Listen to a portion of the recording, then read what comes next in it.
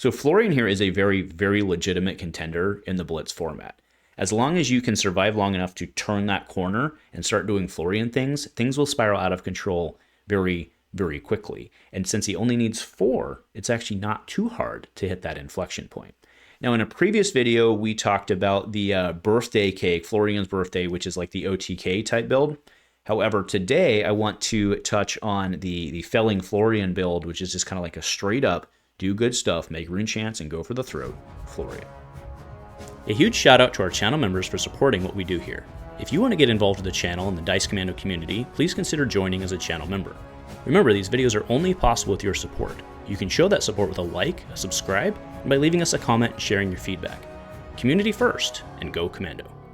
Hey there, my flesh and blood friends, and welcome back to the channel. Thanks for tuning in. Today we're talking Felling Florian, the kind of mid-rangey, more traditional-ish, I guess, Florian type build, as opposed to what we talked about before, which was the kind of build up a pile of rune chants and throw 'em build. Now, there's a bit of a caveat to that in that this build can still do that. Obviously, we're not playing, all of the cards to do the builds and stuff. But if you run up against like a fatigue hero, this deck can still do that. And, maybe you're not building up for a, 19 rune chant birthday cake, but you can still throw quite a bit of damage all at once, defending and doing what you want to do anyway. And that's what's very cool about this Florian build is it can kind of flex just a little bit. So jumping ahead to the deck list itself, because I want to talk about things as we go. And yes, the list is below, but let's go ahead and bring it up and talk through it. So what you'll see to kind of that point of the flexibility is you see right away that the main board is 36 cards. Okay, so let's skip ahead and we'll go down to the inventory. Okay, now we do see, as I mentioned, we have birthday cake. I have 1 Seeds of Tomorrow. We have a slightly different, we have the AB loadout basically. Now no Oasis here, but I am playing Arcane Polarity. And then we have also 2 cards which are on Aura Hate. So you have Condemned to Slaughter, +3, you can destroy 1 of your rune chants because you just made 2. At least that's what you're trying to do. You just made 2, so you can pop 1 and then blow up 1 of their auras, which is very, very, very relevant for Aurora and other heroes out there. Also, we have Summer's Fall, which is another 6 Decompose for you. Now, the reason that the 6 Decompose and Birthday Cake 2 is important is, remember, Felling and Plow Wonder are your big attacks, but they're not 6s, right? Felling is a 4, Plow Wonder is just a measly, tiny little 2 if you don't have enough in your banish zone. Now, do keep in mind, yes, they get the thing, right? Great. And it doesn't say when it attacks, it just has it. So that's kind of neat. But you got to have it there, right? And if you run up against like a Dramai or somebody like that where you need poppers, well, it's good to have some ammo. So if we look to that point, kind of poppers, we have Cadaver's Tilling. That would be it because we're not running red fruits.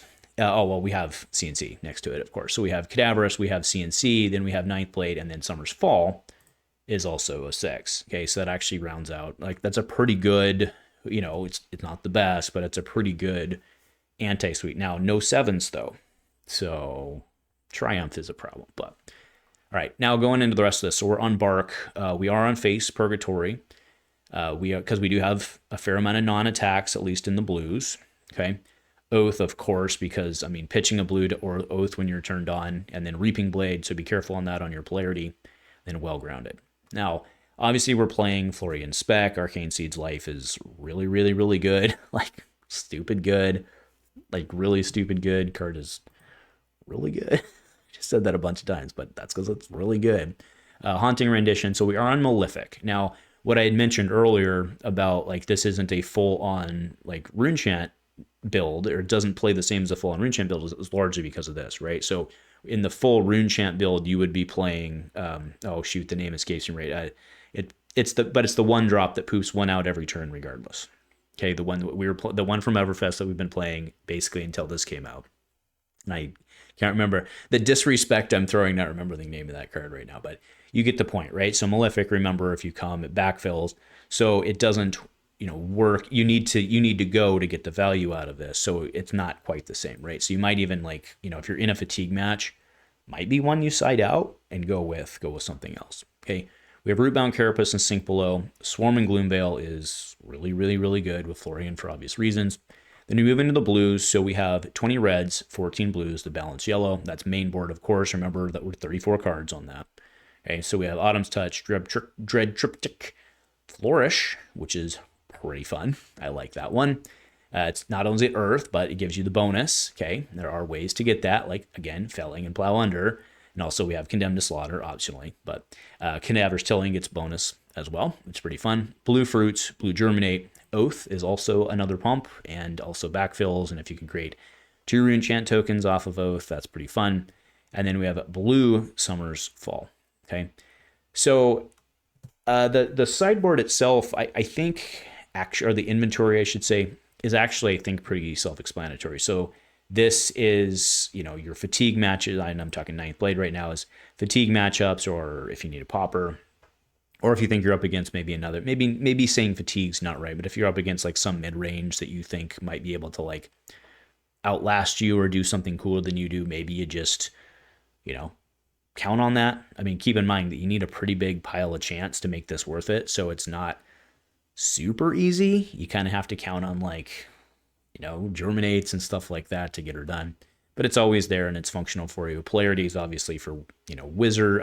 Well, yes, but mostly actually other rune blades, right? Because polarity is best when you only take 1 arcane off of it, right?